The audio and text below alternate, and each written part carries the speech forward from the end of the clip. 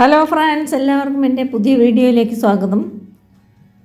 ഇപ്പോൾ നാളെ ഗണേശ ചതുർത്ഥിയാണ്. അപ്പോൾ അതിന് നമുക്ക് ഉണ്ണിയപ്പം, നെയ്യപ്പം, പിന്നെ ഒരു പായസം, ഒരു വട, ഇതൊക്കെയാണ് ഞാൻ കാണിക്കാൻ പോകുന്നത്. നമുക്കത് പച്ചരി 1 കപ്പ് എടുത്തിട്ട് ഞാൻ 4 മണിക്കൂർ കുതിർത്തിട്ട് നല്ലപോലെ കഴുകിയിട്ട് വെള്ളമൊക്കെ കളഞ്ഞ് നമുക്ക് ഒരു മിക്സിയുടെ ജാറിലേക്ക് ചേർത്ത് കൊടുക്കാം.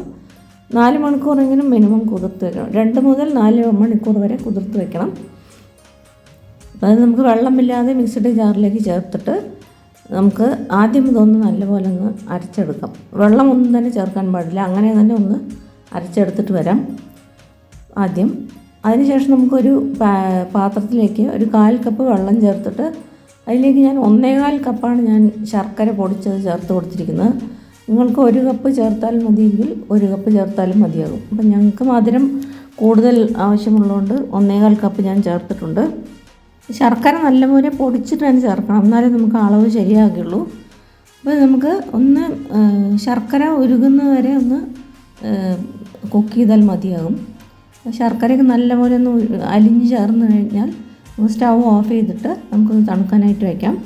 ഇനി നമുക്ക് ഇത് അരച്ചെടുത്ത ഈ മാവിലേക്ക് നമുക്ക് ഒരു പഴം ചേർത്ത് കൊടുക്കാം. ഞാനിവിടെ റോബസ്റ്റ പഴം മീഡിയം സൈസിലുള്ള ഒന്നാണ് ചേർത്ത് കൊടുത്തത്. നിങ്ങൾക്ക് ഏത് പഴം വേണമെങ്കിലും ചേർത്ത് കൊടുക്കാവുന്നതാണ്. ഞാലിപ്പൂവനോ അല്ലെങ്കിൽ പാളയംകോടനോ ഏത് വേണമെങ്കിലും നിങ്ങൾക്ക് ചേർത്ത് കൊടുക്കാവുന്നതാണ്. അപ്പോൾ ഇതിലേക്ക് ഞാൻ 3 ഏലക്കായ, നല്ല ഏലക്കയും കൂടെ അതിലേക്ക് ചേർത്ത് കൊടുത്തിട്ടുണ്ട്. എന്നിട്ട് ഒന്നും കൂടെ അരച്ചെടുത്തു. വെള്ളമൊന്നും തന്നെ ചേർത്തില്ല. ഇനി നമുക്ക് ആ ശർക്കര പാനി ഉരുക്കി വെച്ചത് നമുക്കിതിലേക്ക് ചേർത്ത് കൊടുക്കാം. ചേർത്ത് കൊടുത്തിട്ട് ഒന്ന് ആ ചൂടാറുന്ന വരെ ഒന്ന് വെയിറ്റ് ചെയ്യാം നമുക്ക്. അതിനുശേഷം നല്ലപോലെ എല്ലാ ശർക്കര പാനിയും അതിലേക്ക് ചേർത്ത് കൊടുക്കണം. നല്ലപോലെ നൈസായിട്ടൊന്ന് അരച്ചെടുത്തിട്ട് വരാം. നൈസായിട്ട് അരച്ചെടുത്ത് കഴിഞ്ഞു. ഇതിപ്പോൾ ശർക്കര നല്ലപോലെ ചേർത്ത് കഴിഞ്ഞാൽ നല്ല ഒരു ഉണ്ണിയപ്പത്തിന് നല്ല കളർ കിട്ടുകയുള്ളൂ. അപ്പോൾ നല്ല സോഫ്റ്റായിട്ടുള്ള ഉണ്ണിയപ്പം വേണമെങ്കിൽ നമുക്ക് ശർക്കരയും കൂടുതലായിട്ട് ചേർക്കേണ്ടി വരും. പഴവും ഒക്കെ ചേർക്കുമ്പോൾ നല്ലൊരു രുചിയുള്ള, പിന്നെ നെയ്യിലാണ് ഞാൻ ഉണ്ടാക്കാൻ പോകുന്നത്, നെയ്യപ്പം. അപ്പോൾ അതുകൊണ്ട് നല്ല രുചിയുള്ള ഉണ്ണിയപ്പമായിരിക്കും.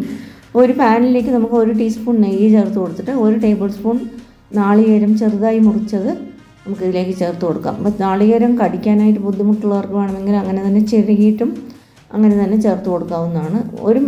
ഒരു മിനിറ്റ് നേരം നമുക്കത് നെയ്യിലൊന്ന് വറുത്തെടുത്തിട്ട് നമുക്കത് മാവിലേക്ക് ചേർത്ത് കൊടുക്കാം. ഒരുപാട് കളർ മാറുകയൊന്നും വേണ്ട. നമ്മൾ വീണ്ടും അത് നെയ്യിൽ നമ്മൾ ഒഴിച്ചു കൊടുക്കുമ്പോൾ വീണ്ടും അത് നല്ലൊരു കളർ വരും തേങ്ങയ്ക്കൊക്കെ.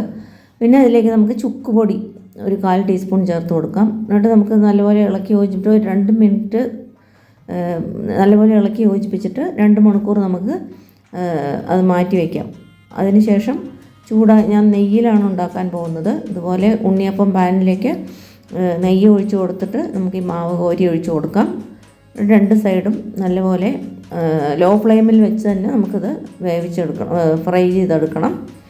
അപ്പോൾ അല്ലെങ്കിൽ പുറം ഭാഗം പെട്ടെന്ന് കരിഞ്ഞു പോയിട്ട് അകത്തങ്ങനെ വേവാതിരിക്കും.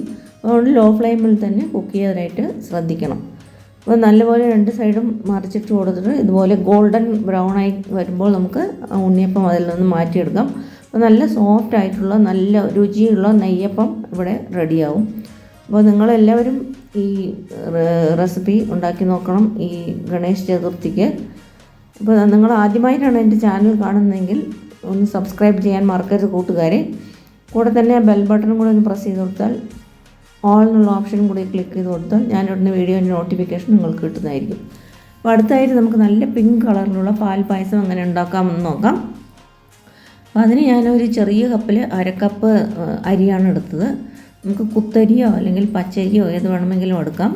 നല്ലപോലെ കഴുകിയിട്ട് അതിലേക്ക് ഞാൻ 1/2 ലിറ്റർ പാൽ, നല്ല ഫുൾ ഫാറ്റ് മിൽക്കാണ് ചേർത്ത് കൊടുത്തിട്ടുള്ളത്. പിന്നെ വളരെ കുറച്ച് ഒരു 50 ml വെള്ളവും കൂടെ അതിലേക്ക് ചേർത്ത് കൊടുക്കാം. അപ്പോൾ ഈ അരി നമ്മൾ കപ്പിൻ്റെ കണക്ക് പറയുകയാണെങ്കിൽ 25 ml കപ്പിൽ 1 കപ്പ് ഉണ്ടായിരുന്നു അരി. അപ്പോൾ നമ്മൾ പാല് ചേർത്തതിന് ശേഷം അതിലേക്ക് 1 സ്പൂണോ ഒരു ചെറിയ കപ്പോ അതിലേക്ക് ചേർത്ത് കൊടുക്കുക. പിന്നെ അത് നമുക്കൊരു കുക്കറിലേക്ക് വെച്ചിട്ട് സ്റ്റീം വരുമ്പോൾ വെയിറ്റ് ഇട്ടിട്ട് നമുക്ക് സിമ്മിൽ വെക്കണം. സ്റ്റവ് സിമ്മിൽ വെച്ചിട്ട് നമുക്ക് 1 മണിക്കൂർ നേരം അങ്ങനെ കുക്ക് ചെയ്യണം. അപ്പോൾ വിസിൽ വരാൻ പാടില്ല. അപ്പോൾ നമുക്ക് വേണമെങ്കിൽ നനഞ്ഞ തുണി ആ കുക്കറിൻ്റെ മീതെ ഒന്ന് ഇട്ട് കൊടുത്താൽ വിസിൽ വരാതെ അങ്ങനെ തന്നെ 1 മണിക്കൂർ നേരം കുക്ക് ചെയ്തെടുക്കാൻ പറ്റും. അപ്പോൾ അതിനുശേഷം പ്രഷറൊക്കെ റിലീസായതിന് ശേഷം 1 മണിക്കൂറിന് ശേഷം സ്റ്റൗ ഓഫ് ചെയ്തിട്ട് പ്രഷർ റിലീസായതിന് ശേഷം ഇത് ഞാൻ പുറത്തെടുത്തു. ഇപ്പോൾ നല്ലൊരു കളർ വന്നിട്ടുണ്ട്. വീണ്ടും അത് അടുപ്പിലേക്ക് വെച്ചിട്ട് നമുക്ക് ആവശ്യമുള്ള പഞ്ചസാര അതിലേക്ക് ചേർത്ത് കൊടുക്കണം. അപ്പോൾ ഞാൻ 1 കപ്പ് പഞ്ചസാരയാണ് ഇതിലേക്ക് ചേർത്ത് കൊടുത്തത്. അതായത് ഒരു 125 ml കപ്പിൻ്റെ 1 കപ്പിൽ 1 കപ്പ്. അപ്പോൾ അത് ചേർത്തിട്ട് നമുക്ക് പഞ്ചസാരക്ക് നല്ലപോലെ അലിഞ്ഞിട്ട് ഒരു 5 മുതൽ 10 മിനിറ്റ് വരെ നല്ലപോലെ തിളപ്പിച്ചെടുത്താൽ നല്ല പിങ്ക് കളറിലുള്ള നമുക്ക് പാൽപ്പായസം, നല്ല സ്വാദുള്ള പാൽപ്പായസം റെഡിയാവും.